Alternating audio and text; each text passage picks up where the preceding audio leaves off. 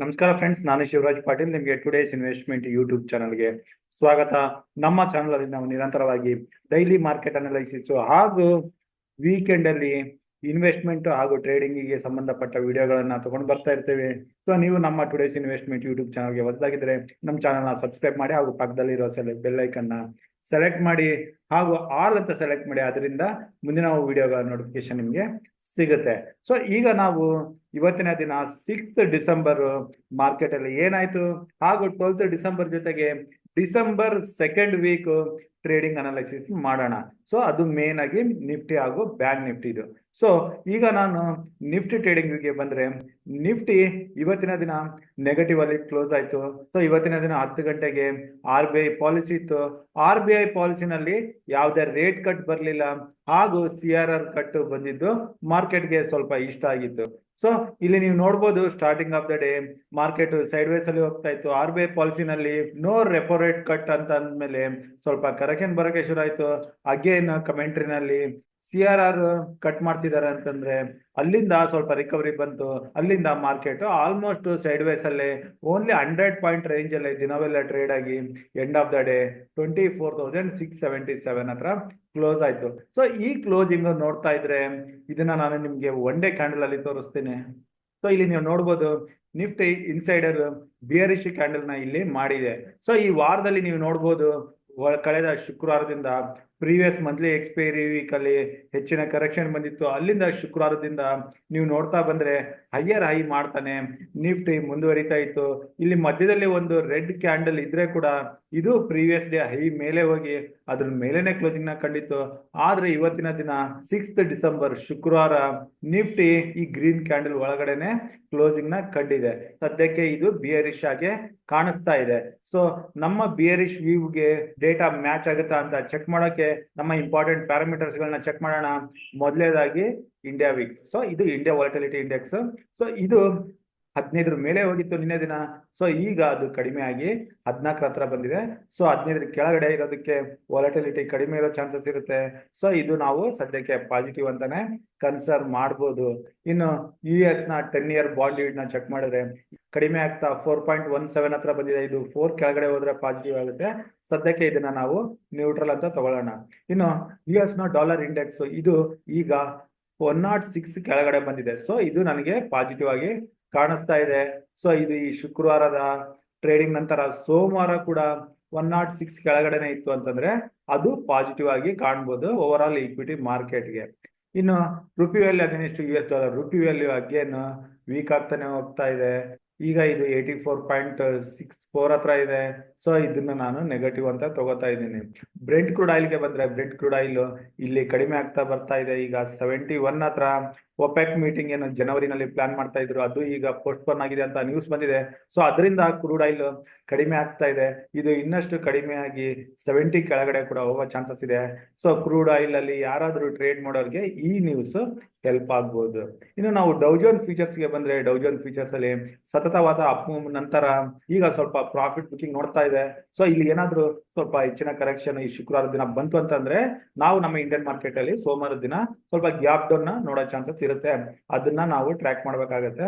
ಇನ್ನು US ನ IT index ಅಂತಾನೆ ಕನ್ಸಿಡರ್ ಮಾಡೋ ನಾಸ್ಡಾಕ್ ನ ಚೆಕ್ ಮಾಡಿದ್ರೆ ಇದು ಕೂಡ ಸದ್ಯಕ್ಕೆ ಇಲ್ಲಿ ನೆಗೆಟಿವ್ ಆಗಿ ತೋರಿಸ್ತಾ ಇದೆ. ಆದ್ರೆ ಇದು high life time high level ಅಲ್ಲೇ ಇನ್ನೂ ಇದೆ. ಸೊ ಇಲ್ಲಿ ಕೂಡ ಏನಾದ್ರು ಪ್ರಾಫಿಟ್ ಬುಕಿಂಗ್ ಬಂದ್ರೆ ಅದು ನೆಗೆಟಿವ್ ಆಗೋ ಚಾನ್ಸಸ್ ಇರುತ್ತೆ. ಇನ್ನು ಇಲ್ಲಿಂದ ನಾವು FIs ಡೇಟಾಗೆ ಬಂದ್ರೆ, FIs 6th ಡಿಸೆಂಬರ್ ಇಲ್ಲಿ ಸೆಲ್ ಮಾಡಿದ್ದಾರೆ 1800 crores. ಇಲ್ಲಿ DIs ಕ್ಯಾಶ್ ಅಲ್ಲಿ ಬೈ ಮಾಡಿದ್ದಾರೆ 1600. ಸೊ ನಾವು ಮೇನ್ ಆಗಿ ನೋಡ್ಬೇಕಾಗಿರೋದು FIs ಇಲ್ಲಿ ಸೆಲ್ ಮಾಡಿದ್ದಾರೆ. ಸೊ ಇದನ್ನ ನಾವು ಗಮನಿಸ್ತಾ ಇದೀವಿ. ಅದೇ ನಾವು FIs ಈ ಮಂತ್ ಅಲ್ಲಿ ಅಂದ್ರೆ ಡಿಸೆಂಬರ್ ಮಂತ್ ಅಲ್ಲಿ ನೋಡಿದ್ರೆ 2ನೇ ತಾರೀಕು ಬಿಟ್ರೆ 3, 4, 5ನೇ ತಾರೀಕಿನಂದು ಸತತವಾಗಿ ಬೈ ಮೂಡಲಿದ್ರು. ನಿಯರ್ಲಿ 13,000 crores ಕ್ಯಾಶ್ ಅಲ್ಲಿ ಬೈ ಮಾಡಿದ್ರು. ಆದ್ರೆ ಇವತ್ತಿನ ದಿನ 6th ಡಿಸೆಂಬರ್ ಇಲ್ಲಿ ಸೆಲ್ ಮಾಡಿದ್ದಾರೆ. So FI mood change ಆಗ್ತಿದ್ದಾನ.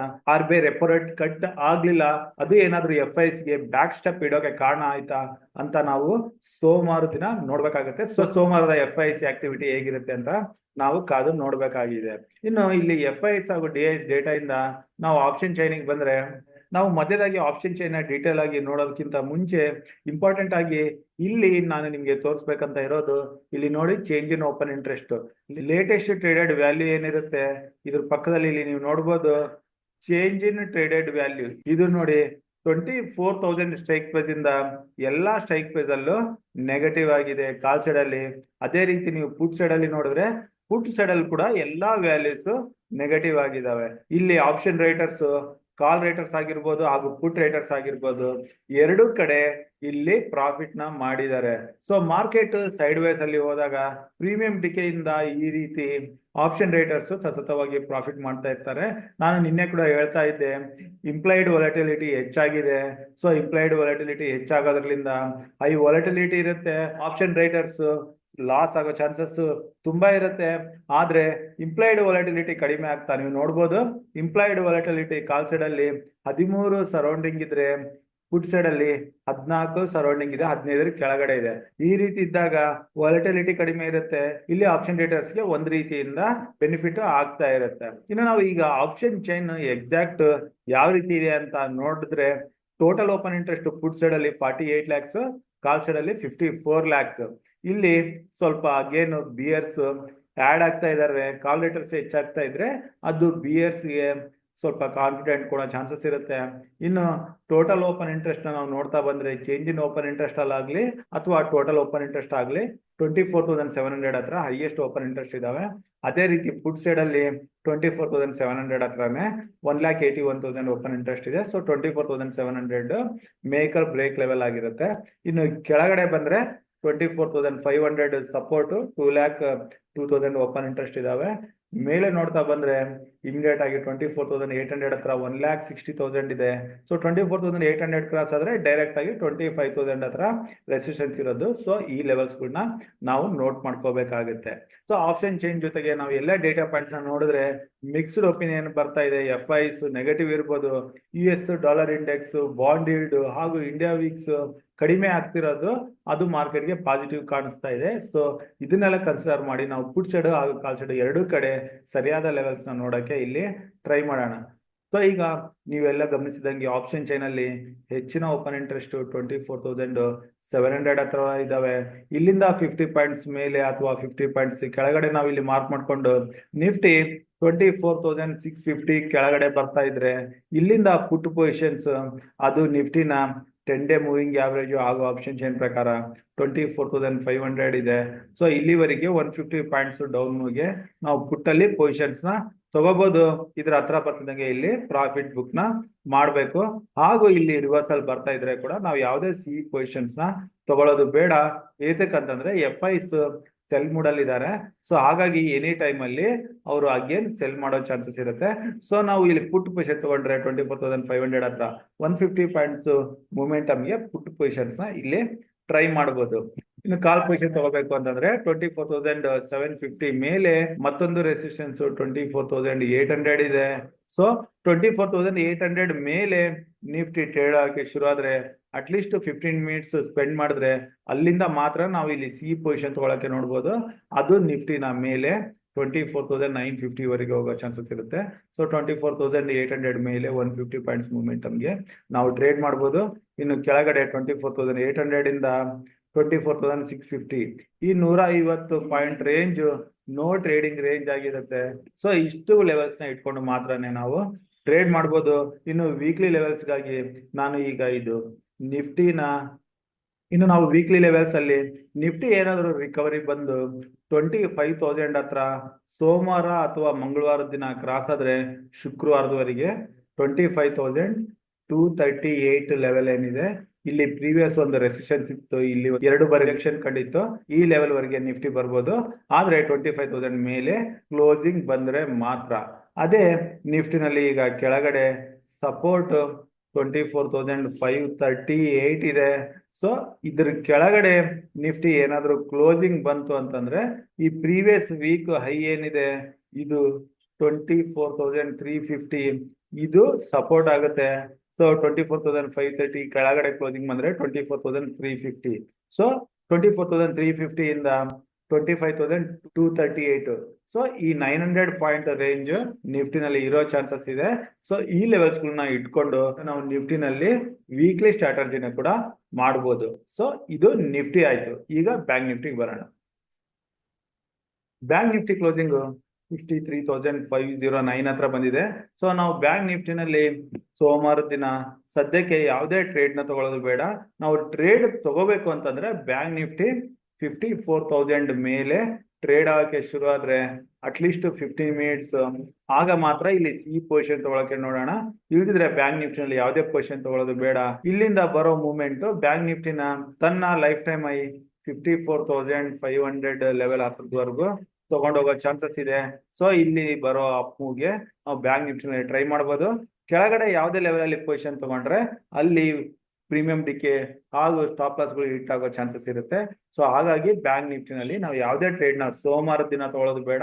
ಮಂಗಳವಾರದ ದಿನ ಸರಿಯಾದ ಲೆವೆಲ್ಸ್ ಇದ್ರೆ ಅವನ್ನ ಇಟ್ಕೊಂಡು ಬ್ಯಾಂಕ್ ನಿಫ್ಟಿನಲ್ಲಿ ಪೊಸಿಷನ್ ತಗೊಳಕ್ಕೆ ನೋಡೋಣ. ಸದ್ಯಕ್ಕೆ ಮಾತ್ರ 54,000 ಮೇಲೆ ಅಟ್ಲೀಸ್ಟ್ 50 ಮಿನಿಟ್ಸ್ ಸ್ಪೆಂಡ್ ಮಾಡಿದ್ರೆ ಆಗ ಕಾಲ್ ಪೊಸಿಷನ್ ತಗೊಳಕ್ಕೆ ನೋಡೋಣ.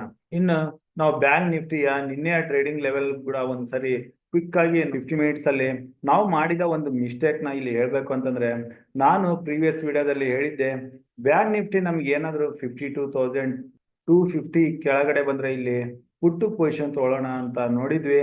ಹಾಗೂ ನಮ್ಮ ಟುಡೇಸ್ ಇನ್ವೆಸ್ಟ್ಮೆಂಟ್ ಟೆಲಿಗ್ರಾಮ್ ಗ್ರೂಪ್ ಅಲ್ಲಿ ನಾವು RBI ಪಾಲಿಸಿ ನಂತರ 10:30 ಆದ್ಮೇಲೆ ಪೊಸಿಷನ್ ತಗೊಳ್ಳೋಣ ಅಂತ ಕೂಡ ಡಿಸ್ಕಸ್ ಮಾಡಿದ್ವಿ. ಆದ್ರೆ ನಾವು ಇಲ್ಲಿ ಮಾಡಿದ ಮಿಸ್ಟೇಕ್ ನ್ಯೂಸ್ ಚಾನಲ್ ಅಲ್ಲಿ ಸ್ವಲ್ಪ ರಾಂಗ್ ರಿಪೋರ್ಟ್ ಬಂದಿದ್ದು. ಸೊ ಇಲ್ಲಿ ನೀವು ನೋಡ್ಬೋದು, ನಾವು CNBC ಆವಾಜ್ ಅಲ್ಲಿ ನೋಡ್ತಾ ಇದ್ದೆ, ಇಲ್ಲಿ RBI ಗವರ್ನರ್ ಏನು ಕಮೆಂಟ್ರಿ ಕೊಡೋಕೆ ಶುರು ಆದ್ರು, ಅವರು ರೆಪೋ ರೇಟ್ ಕಟ್ ಮಾಡ್ತಾ ಇಲ್ಲ ಅಂತಂದ್ರು. ಆಗ ನಾವು ಇಲ್ಲಿ ಸ್ಕ್ರೀನ್ ಅಲ್ಲಿ ನೋಡಿದ್ವಿ CRR ಕೂಡ ಇಲ್ಲಿ ಕಟ್ ಆಗ್ತಾ ಇಲ್ಲ, ಬ್ಯಾಂಕ್ ರೇಟ್ ಕೂಡ ಕಟ್ ಆಗ್ತಾ ಇಲ್ಲ ಅಂತ. ಸೊ ಆಗ ಬ್ಯಾಂಕ್ ನಿಫ್ಟಿ ಕೂಡ 52,250 ಕೆಳಗಡೆ ಬರೋಕೆ ಶುರು ಆಗಿತ್ತು. ಸೊ ಆಗ ನಾವು ಇಲ್ಲಿ ಪುಟ್ ಪೊಸಿಷನ್ಸ್ ನ ತಗೊಂಡ್ವಿ. ಆದ್ರೆ ಇಮಿಡಿಯೇಟ್ ಆಗಿ ಬಂದ news CRR cut 50 basis points ನ ಕಡಿಮೆ ಮಾಡ್ತಿದ್ದಾರೆ ಅಂತ. ಸೊ ಆಗ ಮಾರ್ಕೆಟ್ ಅಲ್ಲಿ ಇಮಿಡಿಯೇಟ್ ಆಗಿ ರಿಕವರಿ ಬಂತು, ನಮ್ಮ ಸ್ಟಾಪ್ ಲಾಸ್ ಹಿಟ್ ಆಯ್ತು. ಸೊ ನಾವು ಸ್ವಲ್ಪ ಅಡ್ವಾನ್ಸ್ ಆಗಿ ಪೊಸಿಷನ್ ತಗೊಂಡ್ವಾ ಅಂತ ಇಲ್ಲಿ ಅನಿಸ್ತಾ ಇದೆ. ಸೊ ಇಲ್ಲಿ ನಾನು ಎಲ್ಲ ವೀಕ್ಷಕರಿಗೆ ಹೇಳೋದೇನಂತಂದ್ರೆ, ಯಾವ್ದಾದ್ರು ನ್ಯೂಸ್ ಬರೋಕ್ಕಿಂತ ಮುಂಚೆ ಮೇ ಬಿ ಇವತ್ತು ನಮ್ದು ಮಿಸ್ಟೇಕ್ ಆಗಿದೆ. ಯೂಶುವಲಿ ನಾವು 10:30 ವರೆಗೆ ವೇಟ್ ಮಾಡ್ತೀವಿ, ಆದ್ರೆ ಇವತ್ತಿನ ದಿನ ಸ್ವಲ್ಪ ಅರ್ಜೆಂಟ್ ಆಗಿ ಅರೌಂಡ್ 10:10ಗೆ ಪೊಸಿಷನ್ಸ್ ನ ಟ್ರೈ ಮಾಡಿದ್ವಿ. ಹಾಗಾಗಿ ಸ್ಟಾಪ್ ಲಾಸ್ ಹಿಟ್ ಆಯ್ತು.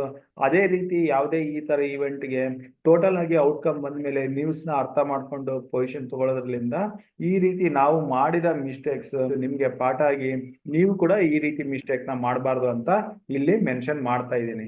ಸೊ ಇಷ್ಟೆಲ್ಲ ನಮ್ಮ ನಿಫ್ಟಿ ಹಾಗೂ ಬ್ಯಾಂಕ್ ನಿಫ್ಟಿಯ ಟ್ರೇಡಿಂಗ್ ಅನಾಲಿಸಿಸ್.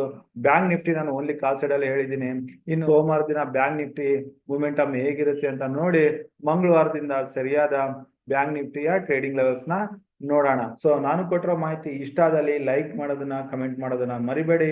ನಮ್ಮ ಯೂಟ್ಯೂಬ್ ಚಾನಲ್ ನ ಸಬ್ಸ್ಕ್ರೈಬ್ ಮಾಡಿಲ್ಲ ಅಂದ್ರೆ ಸಬ್ಸ್ಕ್ರೈಬ್ ಮಾಡಿ, ಹಾಗೂ ನಿಮ್ಮ ಫ್ರೆಂಡ್ ಸರ್ಕಲ್ ಅಲ್ಲಿ ಶೇರ್ ಮಾಡಿ ಅಂತ ಹೇಳ್ತಾ ವಿಡಿಯೋನ ಇಲ್ಲಿಗೆ ಮುಗಿಸ್ತಾ ಇದ್ದೀನಿ. ನಮ್ಮ ಮುಂದಿನ ವಿಡಿಯೋ ಬರೋವರೆಗೂ ನಿಮ್ಗೆ ನನ್ನ ಕಡೆಯಿಂದ ಧನ್ಯವಾದಗಳು. Thank you.